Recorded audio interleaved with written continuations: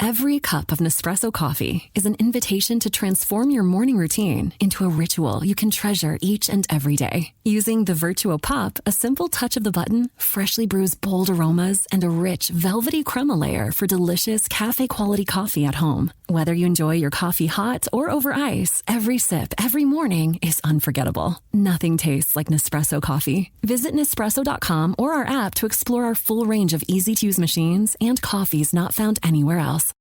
This episode is brought to you by State Farm.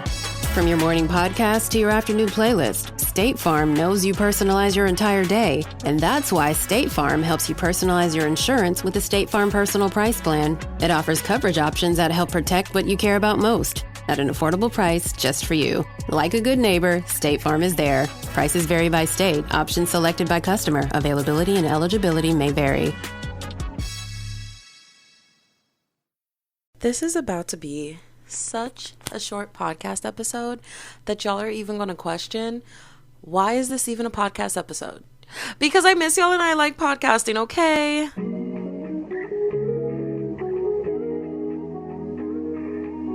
That was actually so cringe. Welcome back to the Distract Me Please podcast. I'm your host, Brianna Silva, and today I am here by myself to give y'all life updates. This has been a very, very brand new transition for me in life, and I'm still very much trying to navigate it. And I want to give y'all the updates on what's going on, why all of a sudden, the person who never really had a schedule had the concept of a schedule, and now the concept ain't even there anymore, girl. Okay, moral of the story is I have a new job and I'm really excited, and I don't want to give too many details about it. All I'm going to say is I work with a media agency now, and I've really been enjoying it. I've been enjoying every step, every process. I'm currently just in training, and I love it so much. I also love that it's not like a 10-minute drive from my house, because I am a person who, the way my anxiety functions, if I am going to somewhere really important or kind of scary and just like a very big project, I desperately need time to myself to take my time back. And so I'm just so lucky and so happy that it's not a very short drive from my house, and I get time in the morning to actually listen to a podcast. Depending on how long the podcast is, sometimes I can actually finish a pretty decent podcast. I'm not even gonna sit here and hold y'all. So technically the place should be 30 minutes away, but with Houston traffic it comes out to being 50 minutes away. And so Houston traffic, definitely having to get used to that. Before I left for college, Houston had traffic, but the traffic was never like this. And this is something that I've watched develop over the years within my early 20s.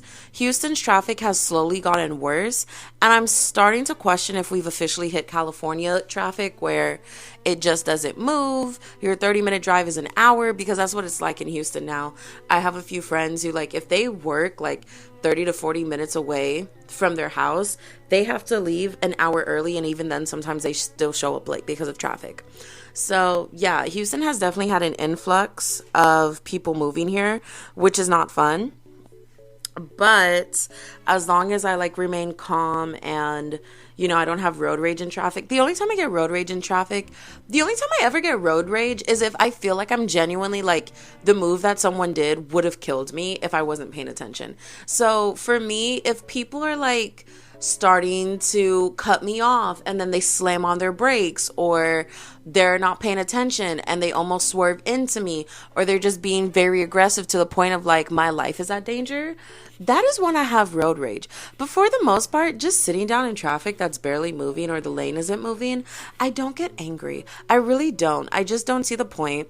I definitely have seen my road rage pick up a little more because Houston drivers are horrible, and they swerve everywhere and they cut everyone off and they're flicking you off, and they don't honk at you because it's Houston, and if someone honks at you, you might get shot. And that's not even funny. That's not even a joke. I kid you not. Look up any news article. Just look up road rage shooting, Houston. If you're not from the Houston area and you don't know what I'm talking about, it is not like, oh, this happened one time.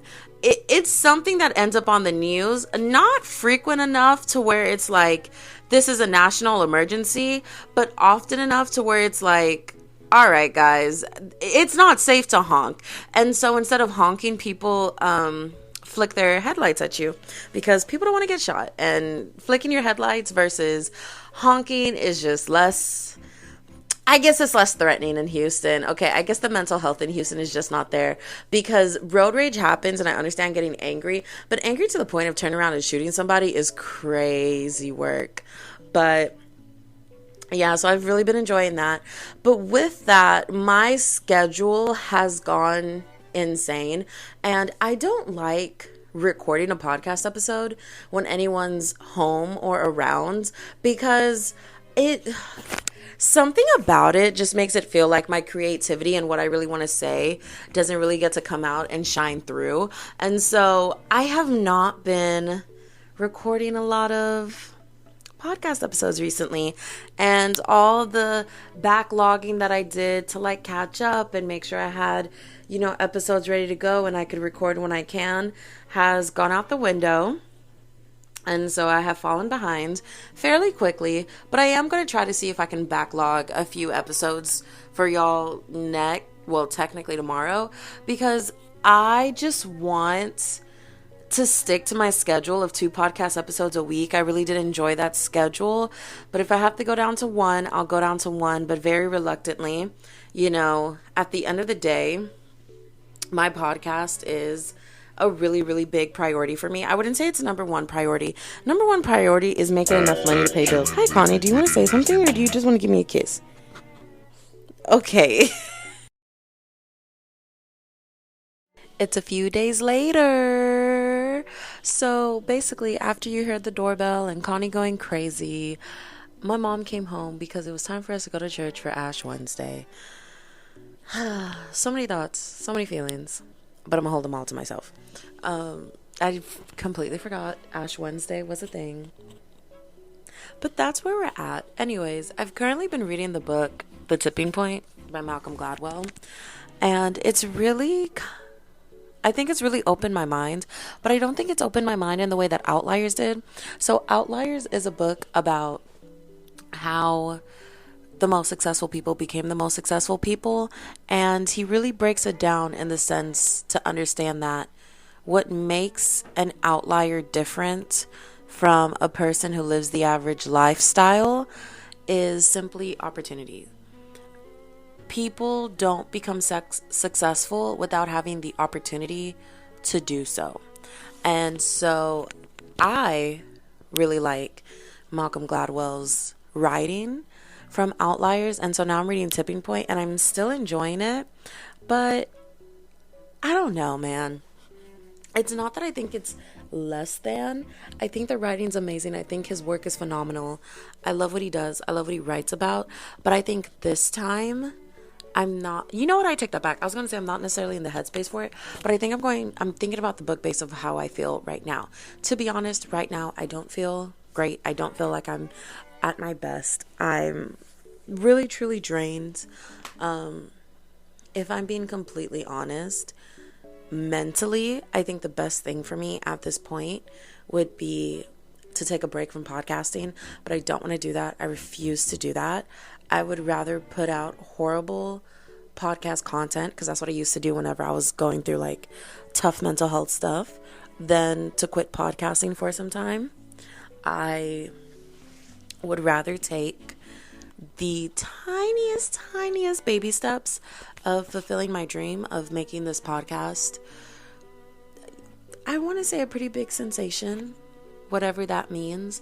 I don't want to put too much expectations on it. I know what I want in my heart, but I also do not want to become disappointed by the results in the long run, just because at the end of the day, I want this to be something that I love and continue doing, because it is my way of living out my dream of being a content creator.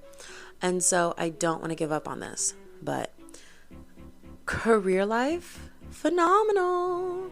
I feel like I'm thriving. I feel like I'm in a work environment that loves me as much as I love it. I love my work life, but it's time to focus on my personal life, and I needed to, my first step, you know what, let's give a rundown, because I said this was a life update. I was not happy in my life in any of the 3 aspects that I really care about, which is everything else in life is perfectly fine for me, so that's why I'm not going to name like health and stuff, but career, personal, and love life all were horrible. And I got to turn my love life around by honestly spending a lot of time by myself and enjoying my own company and enjoying the process of not looking for anything or anyone. And that's how I fixed that. Very much early on in this year. Like, it has not been an issue. It's something that turned around by the end of 2024. And so these are what I've been focusing on for the past couple of years. And so now recently within 2025, the 2 aspects of my life has been my personal life, like personal, private, family, and like friend life. And not my friends too much, but more my family, and career. And well, those 2 things were not doing great. The best TikTok that I have seen was a girl who said, if you have not job searched in the past 2 years, then your opinion on jobs is irrelevant, because it is completely different. It is a completely different world. The job market right now is a crazy experience. It's wild. And as much as I want to sit here and give y'all all types of advice, back to the difference between successful people and non-successful people is opportunity, is on top of everything that I've done to job search. I think it simply came down to time and opportunity. Good timing and opportunity. I am so lucky to be with the company that I'm currently with right now, and I'm currently training with them and learning so much from them. And I'm working in media and marketing where I want to be. I get to be in all aspects of that: marketing, PR, content creation, and I get to learn from some really amazing professionals. And it is so wonderful, and I love it. And the more that I'm there, the more I realize what an amazing opportunity that I was given. And it really came down to luck and timing. And everything that I did has led me up to this point. And I want to say, do not give up. If you're struggling out there, I was just in it. I stopped tailoring my resume for each job. I was applying to so many jobs. I stopped tailoring my resume. People are going to tell you that. You know what? My best advice at the end of the day is everyone's story is different. I can tell you what I did. It may or may not work for you. I want to acknowledge that I had amazing luck and timing, but I also had amazing luck and timing because of how much that I did on the back end. I wanted to be in marketing, so I was recommended marketing organizations in Houston, in the city that I stay in, and I went to a few of those mixers where it was just networking with people, got my name out there, got to talk to people and take their recommendations on where to apply to those places. Nothing happened with that. Being on LinkedIn, changing the filter to jobs posted in the past 24 hours, that is what ended up being successful for me. I tailored my resume to every job I applied to exactly 199 jobs. I know because I made a list. I had a whole Excel spreadsheet that listed the name of the company I applied to, the title of the position that I would work, the date that I applied, and what website I applied on. It came out to 199. I was trying to put in my 200th job application, and it did not happen. Nothing was working out. And then that same day, I ended up getting an email saying that I was hired. And so I really do believe that, like, that was my luck and timing. And, that was my divine path, was like, you're not hitting that 200 mark. And so I'm really grateful for that. But if you have to go to 200, trust and believe I was there trying to put in my 200th application. And so it's going to be a lot of applications. It's going to be a lot. for all 199 applications that I put in. Oh my God, there's still carpet seasoning on my floor. I did the powder that like makes your carpet smell good, and then I vacuumed it, but I call it carpet seasoning. And if I ever have kids, my poor kids are also going to call it carpet seasoning, because that's all I call it. I don't care what the actual name is. It's carpet seasoning. But yeah, it's a lot. It's a process. It's a lot, but take your time. I literally was rejected and didn't hear anything back from barista positions, from cashier positions. I literally wanted to just go be a cashier at a bingo place, because I got to a point where I was just like, I need a part-time job. I was getting rejection letters. There's an account I follow on Instagram called Girly Brain Rot, and she posts all her emails, and on top of posting girly brain rot memes, the last slide of the carousel on Instagram will always be pictures of her, and she literally is getting rejection notices from like Jimmy John's and another restaurant that I can't think of. What I think it was like Cold Stone Creamery or something like that, one of those places. And literally they're telling her things like, oh, your schedule just doesn't align with us. And she literally put like, I'm available at all times, at all days. You can hit me up anytime you want. And they're like, oh, your schedule doesn't align. So it's a lot. It's a lot. And if you listen to my previous podcast episode, then I told y'all that I left a link explaining how the job market became what it is. I do think you should go listen to that, and it'll be really helpful if you're job searching. But man, is it crazy.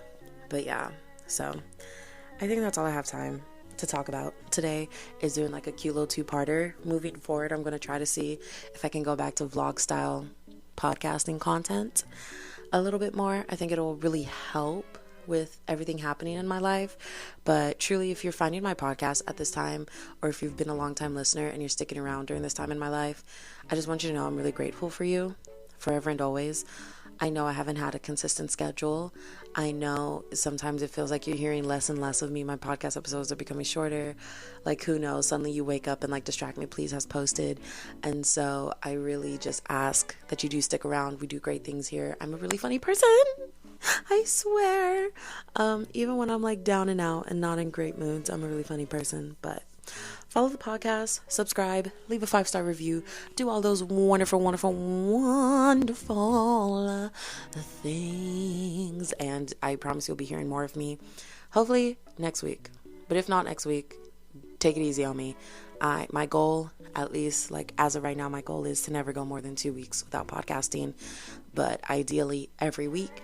We don't have a schedule yet, preferably twice a week, but ideally once a week. That is what I can handle right now. But hopefully by next week, I can start getting 2 podcast episodes weekly out to y'all, if not the week after that. But we'll see how this goes. We'll see what we can do. And I love y'all so much. And y'all are so beautiful and wonderful. And if you're job hunting, hold in there, love. Hold in there. It sucks. I was unemployed for 9 months. There's been a few people who I know who've been unemployed for a year.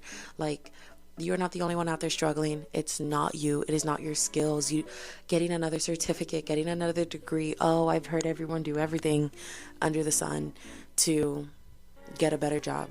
But you got this. Trust in divine timing. Believe in yourself and know that the issue is not you. This is just the economy we live in.